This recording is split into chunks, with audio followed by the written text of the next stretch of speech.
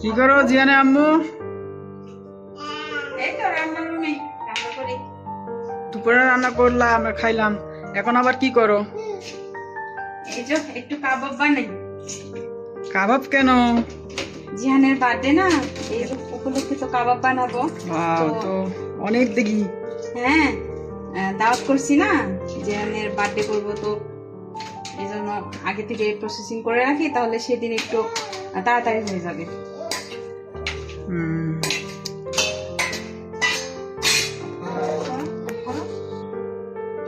তাহলে একটু রেসিপি দিয়ে দাও। রেসিপি লাগবে? হ্যাঁ, রেসিপি লাগবে না? তুমি শিখবা? অবশ্যই। আমি তো এই যে একটা চ্যানেল খুলতে যাচ্ছি, রান্নার চ্যানেল, সেখানে ছাড়বো ভিডিও করে করে। কিন্তু তুমি ভুল কথা বললা, ঠিক আছে? তুমি শিখে রাখো, তোমার কাজে লাগবে। ও তাই না? ঠিক আছে। আসো তাহলে রেসিপিটা দেখো, শিখে রাখো, কাজে আসবে। তো প্রথমে বুটের ডাল দিয়েছি, হ্যাঁ, তারপর মাংস দিলাম।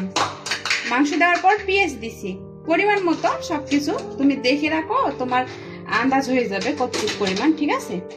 তো এখন রসুন বাটা দিব। রসুন বাটা 2 চামচ দিলাম, ওকে। এবার দিব আদা বাটা, হ্যাঁ, এটাও পরিমাণ মতো দিব 2 চামচ।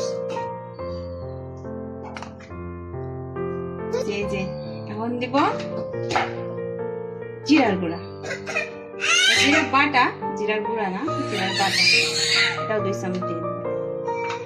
এখন দিব কাঁচামরিচ, হ্যাঁ, কাঁচামরিচও দিব এই 3 চামচের মতো। আব্বাজান, তুমি কান্না করো কেন? দুষ্টুমি করো কেন? হ্যাঁ, এই দেখেন, মা, জিহানের মা যখন রান্না করে, জিহান কি করে রান্না করে? হ্যাঁ, এই দেখছেন, সে তার সমস্ত হাড়ি পাতিল নামানোর ব্যস্ত হয়ে আছে। একটা একটা করে সব নামাবে সে। এই আব্বু, দুষ্টুমি করো না। এই এটা কিন্তু তোমাকেই গোছাতে হবে, বুঝছো? বুঝছো?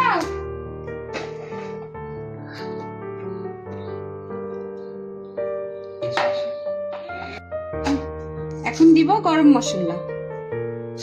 এখন দিব গরম মশলা কিছু।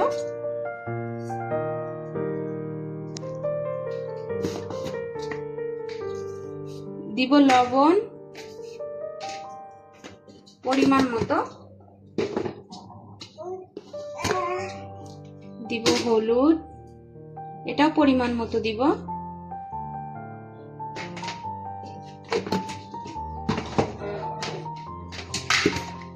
মরিচ দিয়ে দিব পরিমাণে, যেহেতু একটু বেশি আছে, তো একটু বেশি পরিমাণে লাগবে, হ্যাঁ।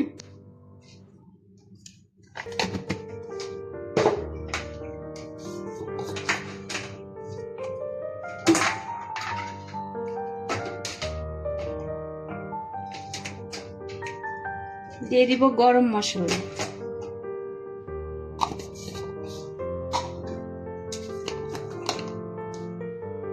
দিয়ে দিব জিরার গুঁড়া।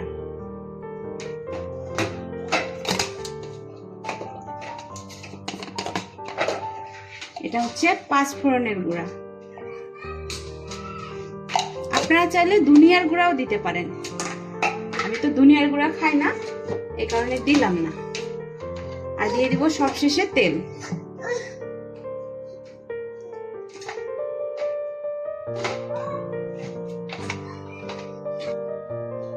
এখন একটু হাতে মাখাবো সুন্দর করে।